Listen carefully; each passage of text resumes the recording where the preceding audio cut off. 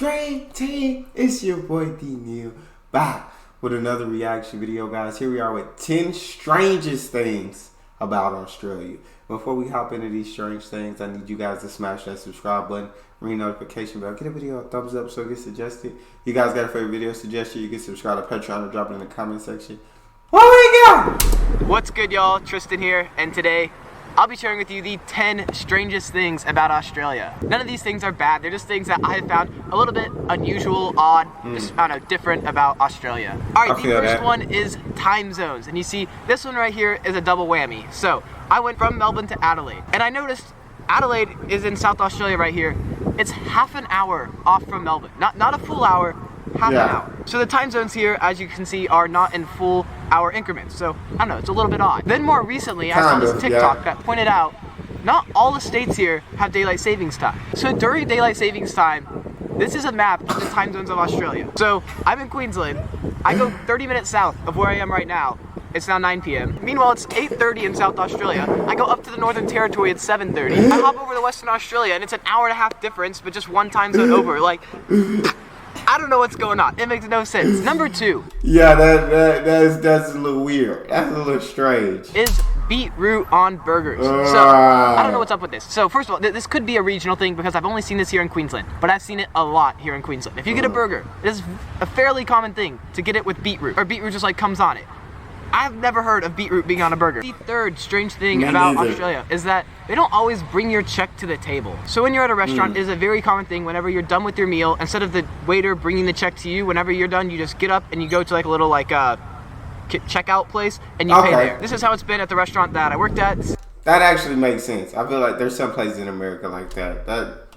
That's not too strange. This is how it's been at all the restaurants I've been to here. Granted, I haven't been to a whole lot. I do know that at like really nice, fancy restaurants, yes, they'll bring the check to you at the table. But overall, like, it's a pretty common thing here in Australia to have to go up to pay for your meal. Number 4, and if you follow this channel for a while, like, you know, I've talked in so many videos all the differences about like pumping gas here in Australia. Like, it's like completely different than you do it in America.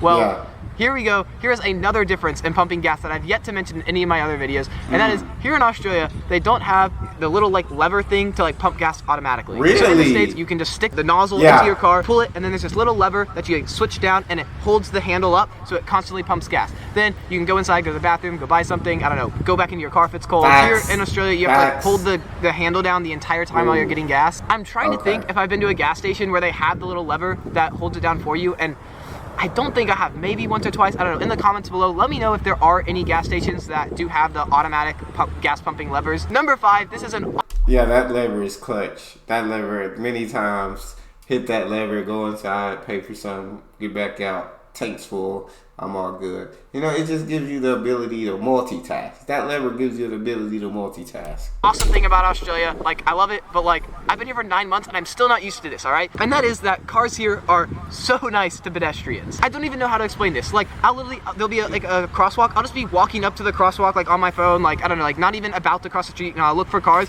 and I'll look up and there'll be cars stopped for me because they, like, I'm just close to the crosswalk and they know that I'm about to go. Even if there's not a crosswalk, but you're just like looking across the street, like, cars will often stop for you. And it's not like where, you know, like you're on the crosswalk and the car's like constantly slowly moving closer to you, like trying to like get you to hurry up so that they can go when you're done. Here in Australia, you won't even start the crosswalk yet. You'll just be close to it and the car will stop like 3 to 5 meters like away from the crosswalk. Like, they'll give you so much space. I honestly don't know why the cars are so nice here, but the only reason why I say it's like strange is because like I've been here for so long and I'm still not used to it. I'll still be walking to, like, about to cross a road and the cars will stop and I'm like, I look at them, I'm like, wait, why are you stopping? And then I'm like, oh, they're stopping for me. Like, I'm still not used to it yet. Speaking of driving here, that is my next strange thing about Australia, and that is that it takes so freaking long to get your license here in Australia. Really? It takes 4 years. 4 years of driving before you're like fully licensed here in Australia. Let me reel that back a little bit.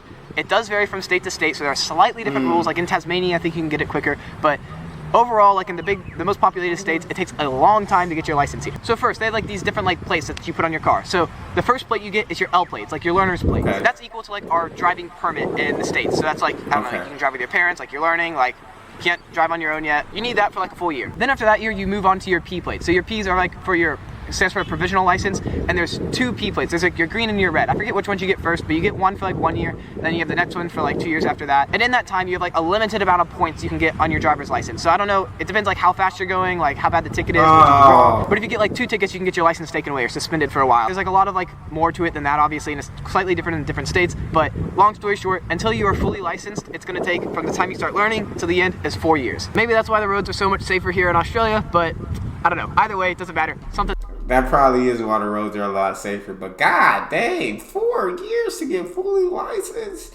Well, I guess with the P light plate, it sounds like you can basically do all the things that you can with the full license anyway. So, but that's definitely different. A little bit strange. All right, number 7. And before I say this, I wanted to say I wasn't gonna have any of like your slang, like I wasn't gonna say how y'all shorten everything. I wasn't gonna say like your words are weird, your language, like no, it's the way y'all speak here. I like it. I think it's sick. I think it's really cool. That's all good here. But there's one word that y'all use that I think is so weird. It's so bizarre. It's not only me that thinks it's weird, but it's like every single like English speaker that's not from Australia thinks this is weird, and that is thongs. These are not thongs, right? This is a thong. Those aren't thongs. I don't want to hear anyone say that they just bought new thongs or tell me to put my thongs on. That word is not supposed to be used like that. So all your other lingo, absolutely love it. Like that one, I just cannot get behind. I'm sorry. That is something that is strange about Australia. Number 8, and kind of like the thongs, I wasn't gonna mention anything weird about the animals because like no shit, it's a different country, it's a different environment. Like the animals here are gonna be different. I wasn't gonna say anything about like like the snakes, the spiders, the, I don't know, kangaroos, koalas, like jellyfish. Like no, I wasn't gonna talk about the animals. However, there is one animal, one genre of animals that has totally surprised me since I've been here in Australia, and I find a couple of them incredibly strange, and that is y'all's birds. Not any birds, but 2 birds in particular that I'd like to talk about. Before I talk about them, I want to say first of all, the birds here were probably one of my biggest animal surprises about Australia. I was not expecting to find like cockatoos like just flying around here in Australia. Like those are like birds that we have as like pets in America. Anyways, the 2 birds that I cannot get over. The first is this bird. I believe it's called the curlew. These things are so creepy. They are so scary. They are like something out of a haunted movie. They usually come out at night, come out of like dark alleys and corners, and they just stand on the road, and they look so creepy. And as soon as you think you might be getting used to them, you're like, oh, like it's just a bird, it's just standing there in the corner. It's not trying to hurt me. As soon as you think that, they will let out the most ear-piercing screech. I'm gonna give you 3 seconds to turn your headphones down, and then ready? 3, 2, 1. All right, listen to this.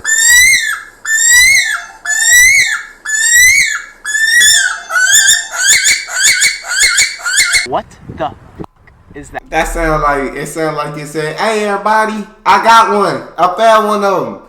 Hey, everybody over here, we can take them all together. No, that's what it sounds like. He calling the rest of the friends. He calling the rest of the squad. That's what it sounds like to me. And they about to take you out. So you might need to get out of that situation. That's how I would take it. If I looked at a bird and it was looking at me and it just started making that scream, I'm taking off. Simple as that. That is not human. That is something like that is straight from hell. I'm sorry, I don't know what it is, but those birds just downright creep me out. The second bird, not nearly as eerie or creepy as the first, but that is a bin chicken. What is that?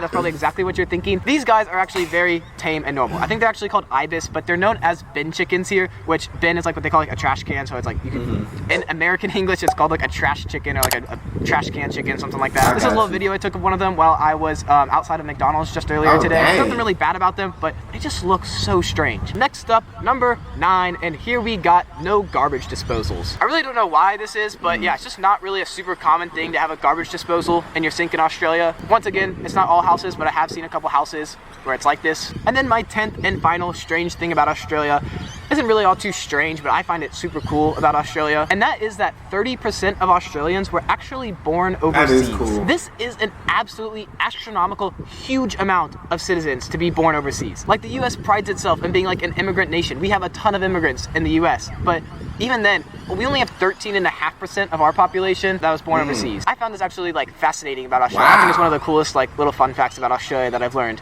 If you enjoyed this video, don't forget to give it a big old like. I really appreciate it. If you'd like to learn some more cool fun facts about Australia, make sure you check out those videos right over there. Thank you all so much for watching, and yeah, toodle-doo, peace out. See you later, guys. Bye. No, that's definitely dope. It definitely a couple of strange things in there. A couple of things that I haven't heard on any videos yet. Very interesting things. That's all we got, though. You guys got a favorite video suggestion, you can subscribe to Patreon or drop it in the comment section. Subscribe to the channel, ring the notification bell, get a video a thumbs up so it gets suggested. It's your boy D Neal. Out.